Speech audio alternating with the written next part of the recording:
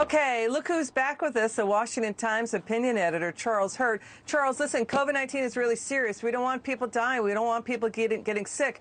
But this is about the extreme lockdown restrictions. There's this company in upstate New York outside of Buffalo. They have a hot new business. It's kind of hilarious. It's a sticker of New York Governor Andrew Cuomo. You could put it on your window to make it look like he's spying on your Thanksgiving dinner. Make sure you don't have more than 10 Thanksgiving guests. I guess he's the 11th guest there. But seriously, Charles, we've got sheriffs now, sheriff in California, Orange County, saying, I'm not going to enforce, and my guys are not, and gals are not going to enforce Gavin Newsom's shutdown rules about Thanksgiving dinner guests. We're just not going to do it. What do you think? This is a fifth state now. Yeah, no, I think that those sheriffs that have come out and said that they're not going to be able to enforce these rules really does sort of highlight the problem about a lot of these executive orders. First of all, they're executive orders. They're not laws.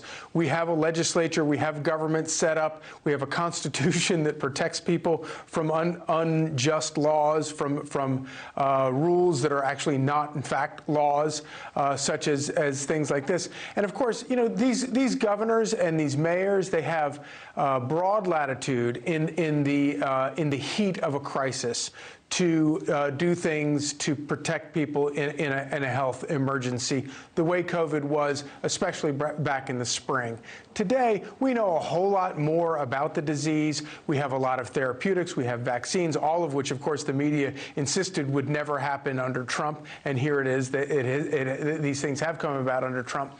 And, you know, these sheriffs are fulfilling their constitutional obligation to the people, which is to say, you know, we're here to enforce duly enacted laws. We're not here to enforce things that are made up off of the top of the head of governors and mayors.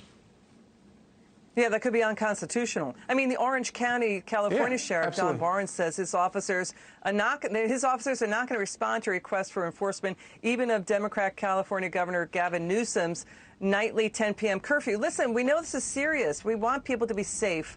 Of course, that's a fact. But now we've got 5 states, and now we've got nearly 7,000 lawsuits, including from U.S. counties like San Bernardino in California, half a dozen counties in Illinois, pushing back, saying your lockdown measures are really extreme and they're slamming us economically. That's what's going on.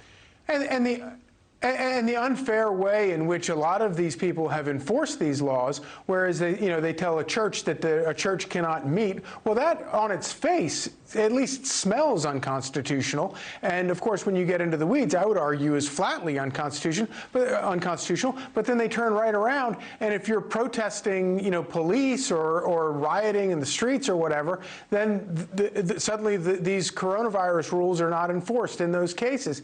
And it really does sort of point up the fact that you have a lot of these edicts that are coming down right now that are clearly not being applied fairly, clearly unconstitutional. And then on top of that, you have some of these elected officials who are passing these executive orders and then turning right around and breaking them themselves. Well, all of let's that talk about not only undermines... Let's talk about that, because we've got small-town restaurants in California facing bankruptcy because of California's lockdown rules. And now Governor Gavin Newsom apologizing after he got caught. He was even misleading in his apology for breaking his own lockdown rules. Right. Is saying that this is the same day he put the brakes on reopening. He insinuating he was eating outside at a restaurant birthday party with a dozen people not wearing masks when it was actually inside, and included lobbyists from the California Medical Association. We also have California state lawmakers and Washington state lawmakers going on junkets to Hawaii as everybody else is, suffering. Your thought? And here's the point about this that I think is so important, is that it's so much worse than just the hypocrisy of it and just the fact that it undermines, it exposes how unconstitutional and unfair a lot of these rules are. It also, think about the future. Think about some future pandemic that we face. It undermines executives' ability, elected officials' ability to deploy necessary rules rules in an emergency in the future. It completely guts their ability to deal with something like this if it were to, Lord forbid, happen again. But they don't care. And I think they have absolutely no regard whatsoever for the imposition that this puts on people. And as you point out, it's more than just an imposition. It's putting people out of business. It's destroying people's livelihoods, their ability to feed their families and take care of themselves. It's destroying these people. And until they wake up and realize this, we're on a serious crash course with the Constitution.